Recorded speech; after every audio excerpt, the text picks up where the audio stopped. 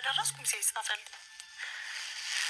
አንቺ እንደዚህ ወፍረሽ ልጄ እንዲከስታ ምናምን ብሎ በቃ ሚስም ስድብ እንትን አለ። እኔ ከወፈርኩም ተመችቶኝ አይደለም እውነት ለመናገር እኔ ከወፈርኩም ጭንቀት ነው ሊያወፈረኝ የሚችለው እንጂ ተመችቶኝ አልነበረም በሰዓቱ። እዛ እያልኩ ስራውም ማሽኑም ማድረግ ምናምን ተበላሽ ነገሮችን እንትን ብዬ ወደዚህ መጣ ማለት ነው። ወደ አሁን ወዳለሁበት ቦታ ከመጣሁ በኋላ ነው በቃ ከባዱ ነገር ያው ራሴን ለማኖር ያው የራሴን ስራ ሰራለሁ ብዬ ባሰብኩት መጠን መስራት አልቻልኩም። አንደኛ ገንዘቡ፣ ሁለተኛ የቤት ኪራዩ እዛ በጣም ርካሽ ነበረ፣ እዚህ ደግሞ በጣም ውድ ነው። ከዛ ተቀጥሬ መስራት ነው። ተቀጥሬ እየሰራለሁ፣ እግዚአብሔርን አመሰግናለሁ፣ እኖራለሁ። ቢያንስ እኔ ሱፐርቫይዘር ሆኜ የሚከፈለኝ 12,000 ብር ነው። ያው እንደ ቤቱ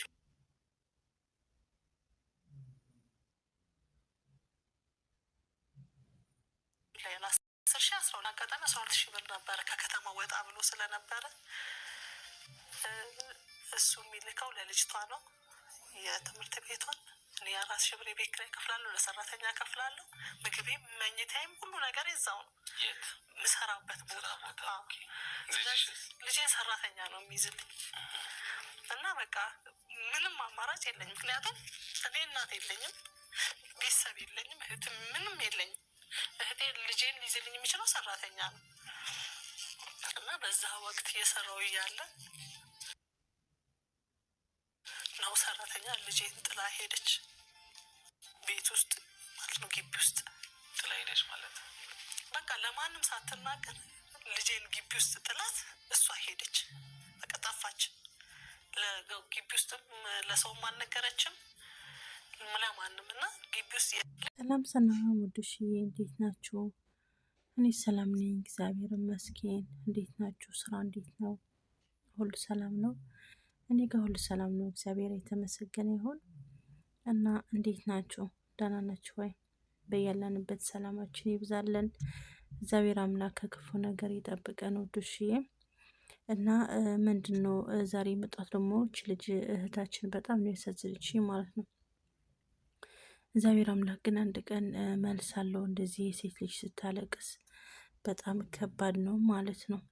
ያው አንዲት ልጅ ወልዳ እሷን ለማሳደግ በጣም ክብዳት ነው ሚዲያ ላይ ወጣችሁ ማለት ነው። ያው ባሏ ትቷት የለም እና ያው የኪራይ ቤት አለ፣ አስቤዛ አለ፣ ለልጅ ትምህርት ቤት አለ። ያው ለልጅ ትምህርት ቤት ቢልክም ግን ሁሉም ነገር አይበቃም በአሁኑ ኑሮ ውድነት ማለት ነው። እና እንዴት እንዳሳዘነች ማለት ነው። ራሱ ደግሞ ይሳደባል። እንደዚህ አንቺ እንደዚህ ወፍረሽ ልጄ እንደዚህ ሆናለች ምናምን ይላል። ግን የሚገርም ነገር እኮ ሰው እኮ ወፍራም ሰው ሲያይ ተመችቶት ወይ የሚያስብ እንትን ይመስላል። ግን ሀሳብ ራሱ ጭንቀት በጣም ያወፍራል ማለት ነው። ጭንቀት እኮ ከማንም በላይ ያወፍራል። ኃይለኛ ጭንቀት ካለ ያወፍራል ማለት ነው። እና በጣም ነው ያሳዝነችኝ። ወንዶች ግን ለምንድን ነው እግዚአብሔር ማትፈሩት? ለምንድን ነው ውለጅ የምትሉት? ማትፈልጉ ከሆነ ማታሳድጉ ከሆነ አቅም የላችሁ ከሆነ በቃ አትውለጂ፣ እኔ አልፈልግም ማለት አለባችሁ ማለት ነው። እንደዚህ ግን እናታችሁ እንዴት እንዳሳደገቻችሁ ለምን ትረሳላችሁ? ሚስት ማለት እኮ እናት ማለት እኮ ናት፣ እህት ማለት እኮ ናት፣ ሁሉም ነገር እኮ ናት። እኔ እኮ በጣም ይገርመኛል እንደዚህ ወጥቶ ሲያለቅሱ ጭራሽ እኔ እነሱ ካለቅሳለሁ እምባይ አይችልም ማለት ነው። እና ወንዶች የማትችሉ ከሆነ ለምንድን ነው የምትወልዱት? ለምንድን ነው ፍቅረኛ የምትይዙት? የሰው ልብ እየሰበራችሁ የሰው ህልና እየነካችሁ ለምንድን ነው የምትጠፉት?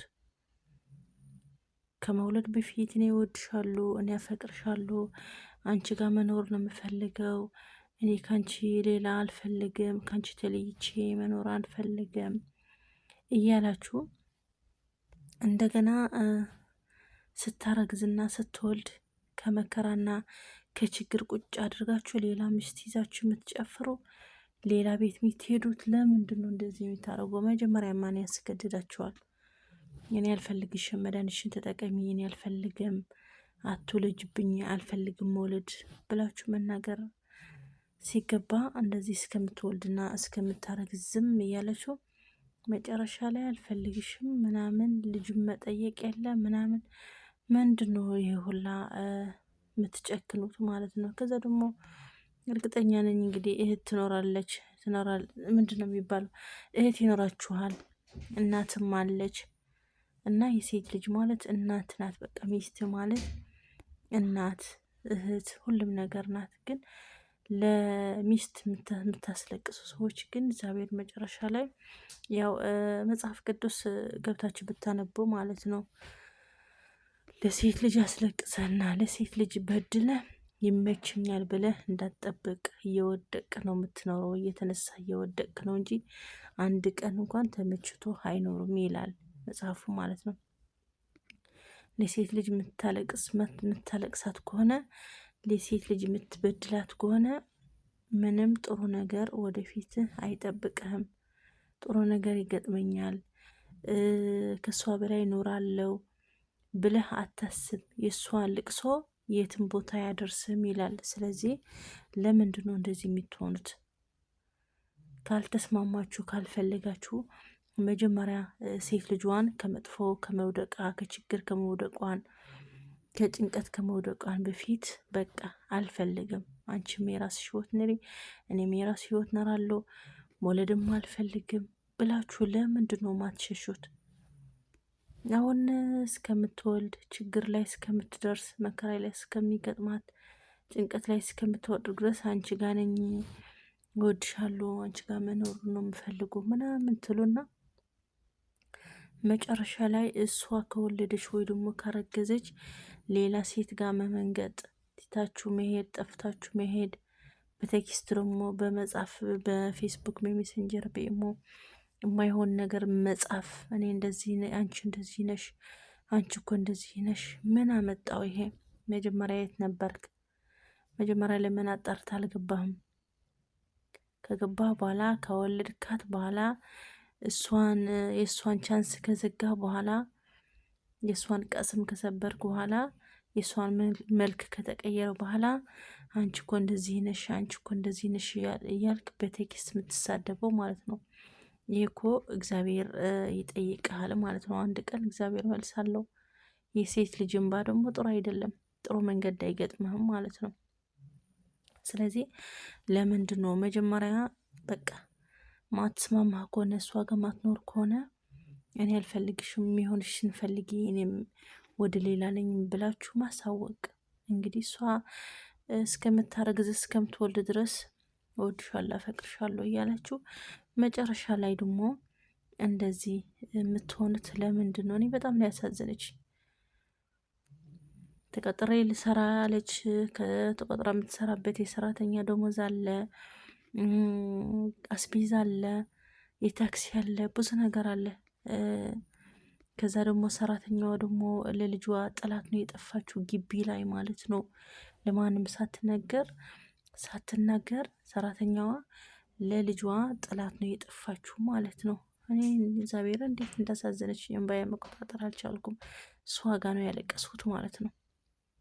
እስከዚህ ድረስ የሴት እንባ ግን እንዴት ተመችቷችሁ ይኖራል? ወንዶች ማለት ነው አንዳንድ እንደዚህ የምትሰሩት ሁሉም ወንድ አንድ አይነት አይደለም። እንደዚህ አይነት ነገር የምትሰሩ ወንዶች ግን እንዴት ተመችቷችሁ ይኖራል? በጣም እኮ ነው ግፍ ነገር እኮ ነው የምትሰሩት ማለት ነው። ግፍ እየሰራችሁ እንዴት የሰው ልጅ ገፍታችሁ ጥሩ ነገር ይገጥመኛል ብላችሁ ታስባላችሁ? ስለዚህ ልቦና ይስጣችሁ ወንዶች፣ ልቦና ይስጣችሁ። እንደዚህ ሴት ልጅ የምታስለቅሱ ልቦና ይስጣችሁ ማለት ነው። እና ወድሽ የቪዲዮ ሼር ላይ ኮሜንት እያደረጋችሁ አበረታቱ። ቤተሰብ ያለኖች ደግሞ ሰብስክራይብ በማድረግ ቤተሰብ ሁኑ። አመሰግናለሁ።